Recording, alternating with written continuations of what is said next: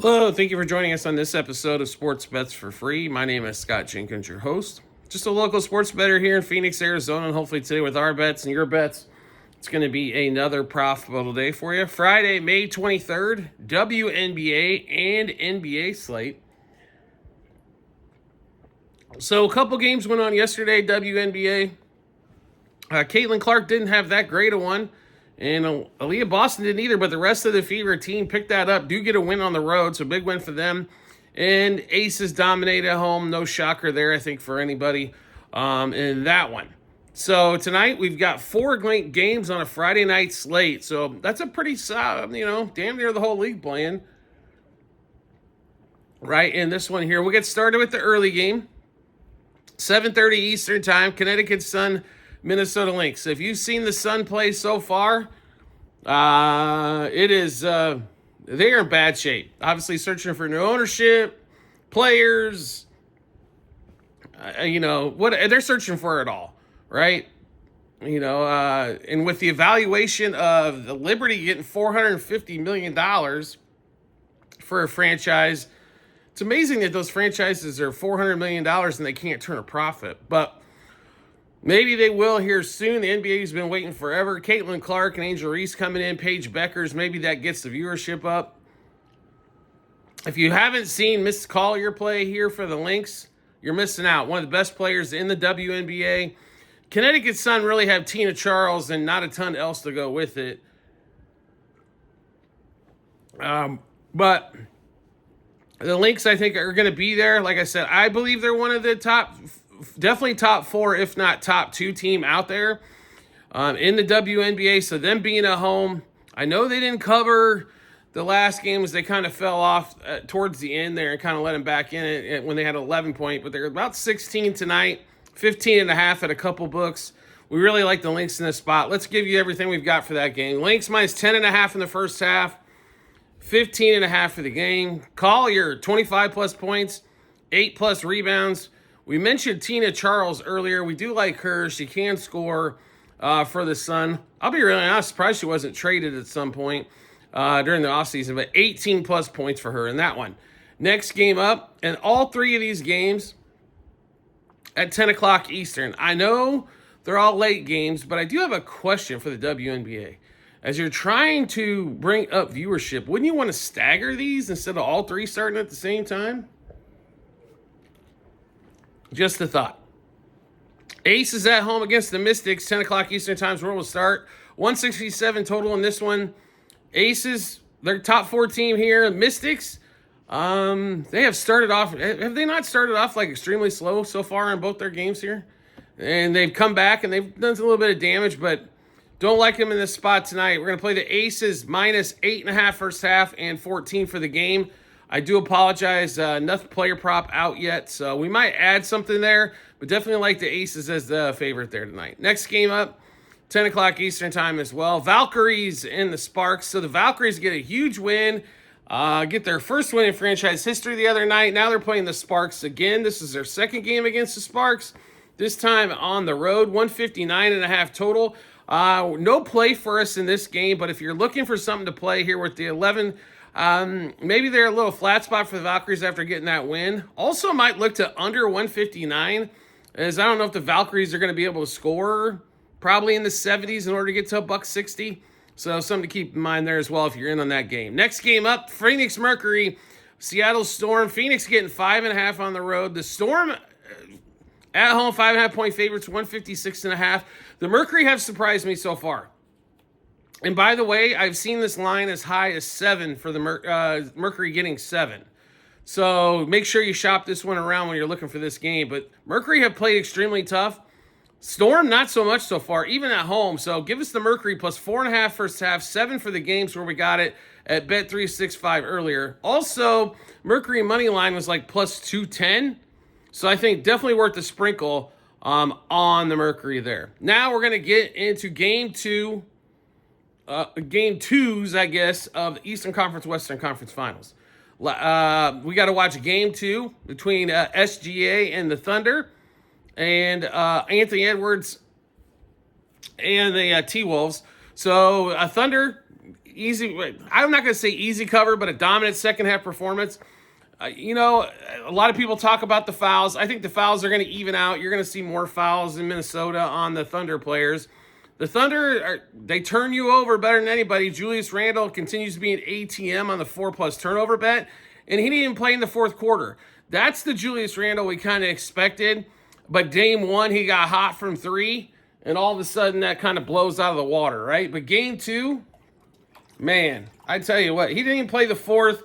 And I love they asked the coach in the press game, we were trying a different rotation. And no, he just say he was sucking. He knew he was sucking.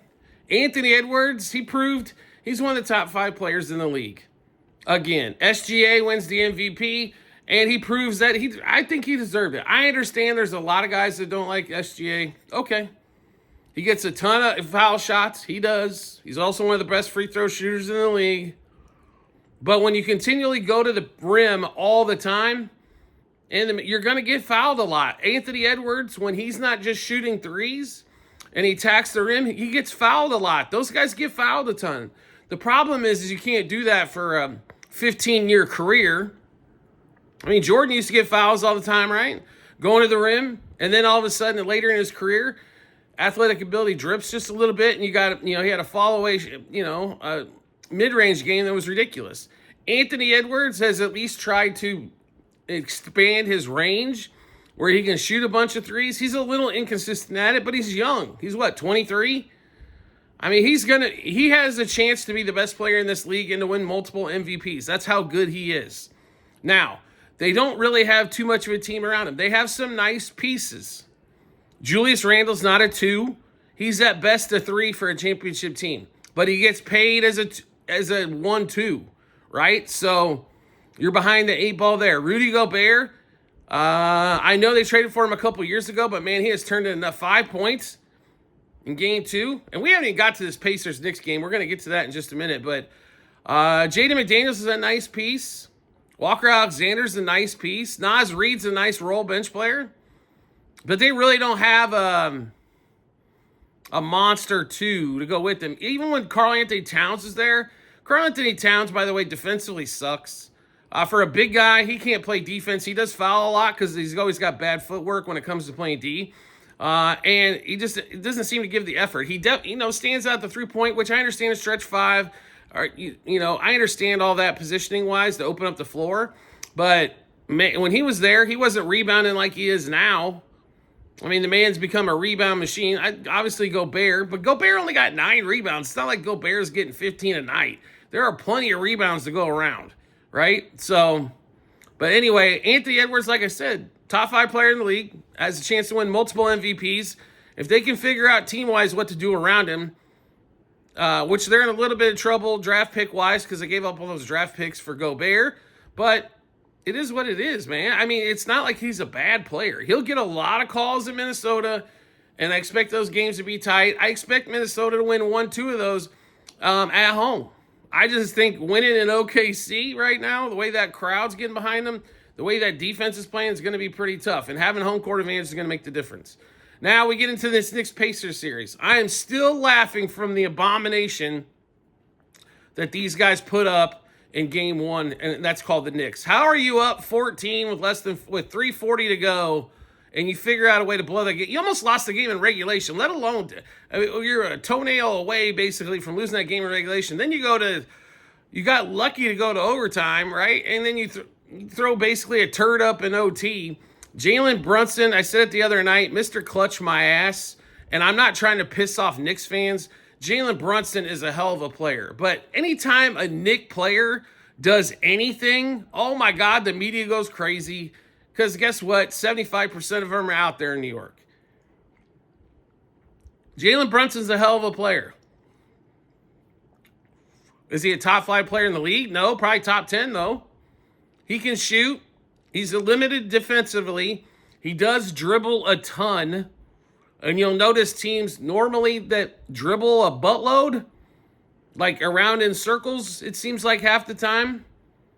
He has great footwork. He can shoot off the left foot, the right foot. It does not matter. It's kind of like Jokic, except in a smaller package in that fact. He's fantastic. Karl Anthony Towns is never going to lead you to a championship. And I've said this on every episode since Tom Thibodeau's ever been a damn coach, and we've been on the air. Tom Thibodeau is a great coach to get you from 20 to 40 wins. He's never going to win you a championship. He is going to run you ragged. Bridges and OG Anunoby, and those dudes are gassed. Please play a sub for a couple minutes. Let them breathe.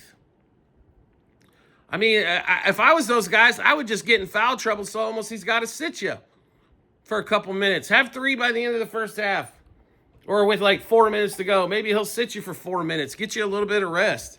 It's embarrassing. I mean, even in the game where they closed out the Celtics, they're up 40 in the fourth quarter, and the starters are still playing, bro. Like, seriously, when does it end? Anyway, we're going to get into this Pacers-Knicks game. The line has moved 5.5 to 6. Total around 226. This series, in my opinion, is going 6 or 7. Right? And I don't... Even though the Pacers took 2 from the Cavs on the road early in that series, I don't expect that to happen here. I think this is going to be, we told you before the series started, Pacers are going to have a game where they're absolutely flawless. They're going to have a game where they're a turd. And then they're going to, the question boils down to, can they win 3 out of 5? They got the 1 out of 5 already. This game, though, we believe is going to be the turd. All the pressure's on New York. Pacers don't really have much to play for, but a bad shooting night, and Aaron Nesmith comes off like a 7 for 8 from 3. I mean, they did shoot well. Now, they didn't play flawless. And by the way, if you're a Pacers fan or just a basketball fan in general, wasn't it nice to see Tyrese Halliburton, try to score? Once again, I said that team can be dominant if he is score dominant first. He's still got his 11 assists. He's still got their assist-wise. He's still got everybody involved. But when that dude's shooting threes and scoring 25 a game, that team is a different monster. I don't expect him to do that in game 2. It's hard to get 2 games in a row out of him like that. Therefore, I think the Knicks are going to kind of roll in this one. I don't know if they're going to win by 20, but I think they can definitely get to double digits here and cover this 6 number. So give us Knicks minus 1.5 first quarter, 3.5 first half, 6 for the game. Brunson, 30-plus points. He comes off, 38 or something? Pretty solid performance there, I would say. Not a great performance, let's be honest. Unfortunately, he didn't get the rest of the crew to roll with him. It is important for the Knicks to have OG Anunoby and Miles Bridges hitting threes. It stretches that floor. It makes it a little bit easier for Brunson to work around. So those guys do need to hit some threes from the outside. But they also need a break. Siakam for the Pacers under 18.5 points. He is the one piece in that offense that really does not fit. But they made the trade for him last year. He's been with them a year and a half. He doesn't really fit. He's not if he would develop a 3-point game, then it's something that would fit, I think, in that system. But when they tend to run into trouble, like they can't seem to hit threes and stuff, they do give Siakam a lot of the ball quite a bit, especially when Halliburton hits the bench, Siakam comes back in. TJ McConnell under 7.5 points. Nesmith under 2.5 3-pointers made. Like I said, coming off that 8 for 9 performance, he's definitely got to expect some aggression here. OG Anunoby, 2+ threes and 3+ threes. Him hitting threes is definitely a key to success for the Knicks going to win this game. Jalen Brunson, 3+ threes. As he only shot, 1 for 6 in the first game. I expect him to take a couple more. Towns, 12+ rebounds. Josh Hart, the guy's effort is ridiculous. Unfortunately, he still has trouble shooting, but under 10.5 rebounds, this is a value play here. If he's at 8.5 or 9.5, which he normally is, all of a sudden, though, he comes off a big rebound performance in this line, gets to bump to 10.5. It's time to take advantage of the under. Halliburton under 9.5 assists is, I believe. The guys are going to have trouble shooting, which when you're passing the ball and the guys can't make a damn bucket, guess what happens? You don't get any assists. And then Jalen Brunson for 41+ points, assists, rebounds combined. All right, so we just went through a bunch of bets. How do we get a chance to take a look at all those bets? No problem at all. We've got them posted in multiple spots online, TikTok, YouTube, channel pages as well at the end of every episode on YouTube. Or join the Discord for a cheap amount for less than a Starbucks, drink. And that's for the whole month, by the way. For Starbucks drink, that's just for one drink. You can subscribe to us through TikTok, and then you can get on there as well and get all these bets even before we put them out for the betting public. So you can do that as well. You can check out all those bets at those joints. Do you like the content you're seeing here? Want to see some more? We would love to have you along for the ride. All you need to do is hit follow or subscribe, depending on the social media platform you're watching us on. We'll show up in your follow or subscriptions tab, or make life simple for yourself. Turn on the notifications for that social media platform. You get a notification sent to your phone or device to let you know Sports Bets for Free's dropped a new episode of Bets, which will give you plenty of time to match them up with your bets and give you a bunch of confidence you need. Also, like I mentioned before, private Discord channel is available. You need to subscribe to us through TikTok.